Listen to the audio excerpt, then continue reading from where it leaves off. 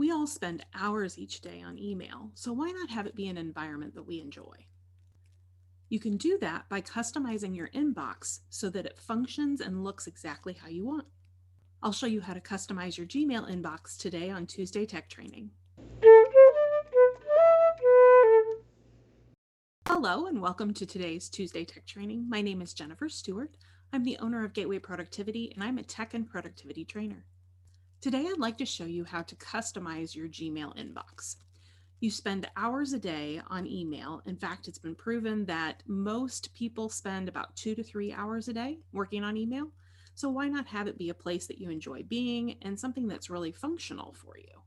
And there's a lot of ways to do that in Gmail. So I'll show you how to customize your background and some of the tabs that are available, as well as ways to be more productive in your email because you can customize those too.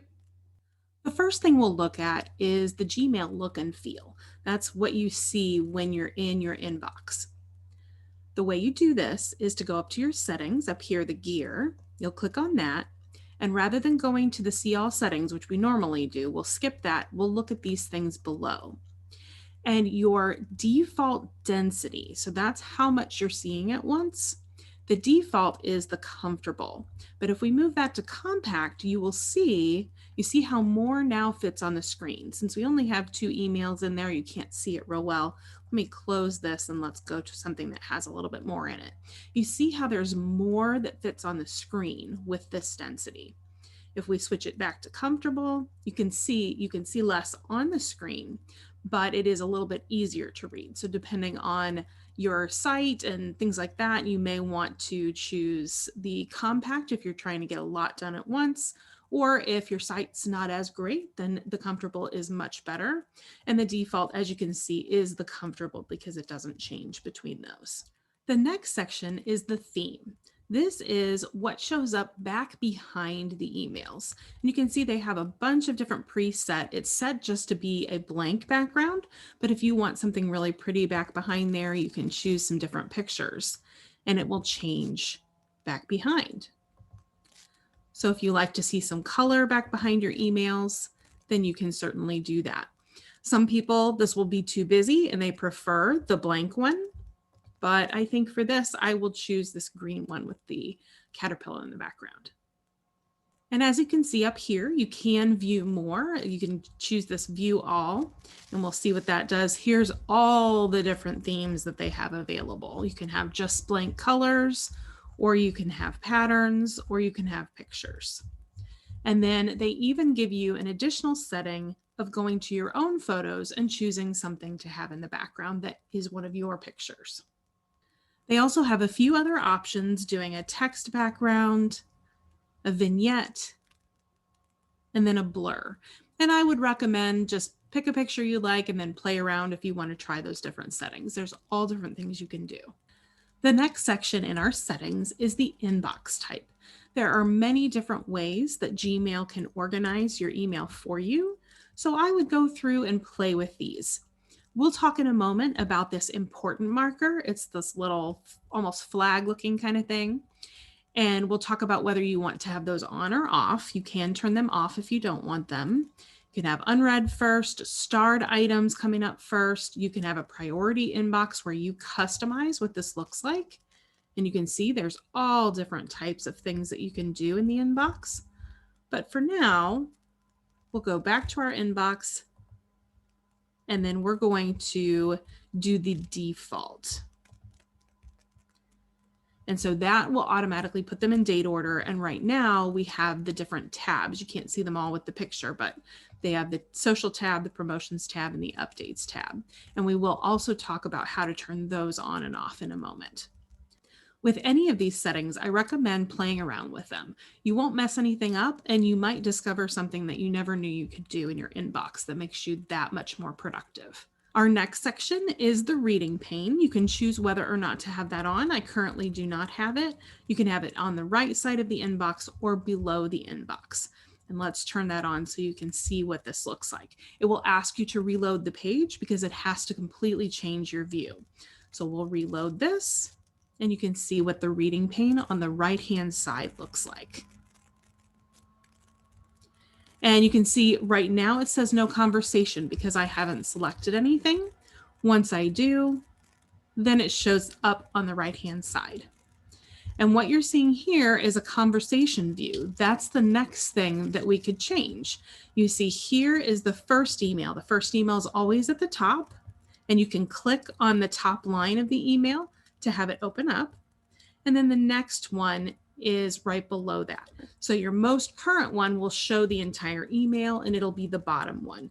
This one happens to be something that I believe I forwarded or replied to, and that's why you're not seeing the whole email. So let's say you weren't sure that you liked the conversation view. An easy way to turn that off, go back to the settings, and the very bottom option is conversation view. You can turn that on and off. The default is to have it on, but if you'd like to have it off so that each of these emails shows separately, we'll do that. Again, you'll need to reload the page if you choose to turn that off, and you can always choose to turn things on and off, reload the page, and if you don't like the way it looks, you can always go back and change it again. So we'll reload so that we can see what the conversation view being turned off looks like. So each of those emails is individually in here. So you can see it's just the email itself. It's not the conversation that ensued. So it looks like maybe there was something in the sent items that was lumped with that showed up in the conversation view. Yes, and I believe it's one of these here. So that's what the conversation view turned off looks like. The next thing I'll show you is how to turn these tabs off. You see how there's the primary, the social, the promotions, and the updates. This is often turned on when you first start a Gmail account, but you can turn those off if you'd rather have everything show up just in one inbox together.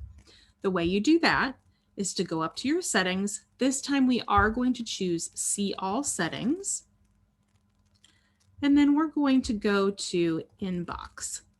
Here is where you have all of those options. Some of them are the same ones we've worked on and some are different. But here's where you can turn those tabs off. I'm going to turn all three off. If you want to keep the social, but turn off promotion and updates, you can, any combination of those. Don't forget to go down to the bottom to save changes. Once we do that, it will reload my inbox, and now I can see that everything is there and there are no tabs across the top. A similar thing that is turned on automatically when you open a Gmail account is these important flags. What happens is when you have emails come in and you frequently open those and read them, then Gmail will start to see that those are important to you and it will mark them as important emails. And it also can tell when certain things are updates and promotions, as we saw with the tabs. So those things it often will not mark as important unless you tell it to do so.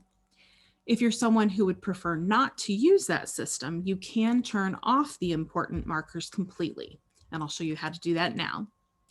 First, you'll go up to your settings gear, and again, we're going to go to See All Settings. And again, since we're working on some inbox customization, we're going to go to Inbox. That's one of these tabs across the top. And we're going to scroll down, and you see importance markers right here. And right now it's set to show those markers, but you can choose to set it to no markers. And then we're going to save those changes. And once the inbox reloads, you can see that those flags are completely gone from the emails. The last thing I'll show you how to customize for your Gmail inbox is your stars. That's these guys right along here. And you can choose whether or not you'd like to use those, but you can't completely turn them off. You can have multiple different colors of stars and multiple different icons that show up in that space, but that star option will always be there, whether you'd like to use it or not. Let's see how to customize that to make it as many or as few icons as you want to use. We'll go to the settings. Again, we'll go to See All Settings. This time we're going to stay on the General tab. We'll scroll about halfway down, just past halfway, and here you can see the stars section right here. As you can see in the instructions, you can choose which stars you want to use, and you can see your in use and not in use. Currently, I'm using the yellow star and then a green check icon. And you can see there's multiple different colors of stars, exclamations, and multiple others. There's an informational one, and then there's a question mark. So what I highly recommend is thinking through what you might use this system for before you play around with this. Think about, what do you want the stars to indicate to you? Do you want them to indicate what needs to be done? Do you want them to indicate a category for you? Most people will use the stars for things that are important, because you can then use this starred folder right here. That's essentially what this is. It's a filter for your starred items. When you click on that, it'll open all the ones that are starred. So it's best to have a plan in place to know exactly how you'll be using those stars. I think I'll change my system to do a green, yellow, red system. Red for me will be things that are high priority, yellow will be mid priority, and then green will be low priority. The way I can move these around is to click and drag from the not in use to the in use. And you'll see what I mean in just a second. We're going to click and drag this up. We're going to click and drag my green up. And I'm going to take my green check mark and pull it back down into the not in use section. Now you can see in use is yellow, red, and green, and then the rest stay in the not in use section. You can also use their presets of the yellow star. If you want 4 stars, it'll automatically choose this. It's actually 2 stars and 2 icons. And then you can also choose to do all of them, but I don't want to mess up our system here. We'll go back to pulling the red, the green, and then we'll pull the ones down that I do not want to use. And you can see if you miss by a little bit, if you go down below the line, it'll think you made a mistake and it'll keep it at the top. So just beware of where you are on the screen. Okay, so now I'm back to my yellow, red, and green, and we'll see what this looks like in the inbox. When I tried to go directly back to the inbox, it gave me this message that said, changes have not been saved. Do we want to discard the changes? Make sure you read this.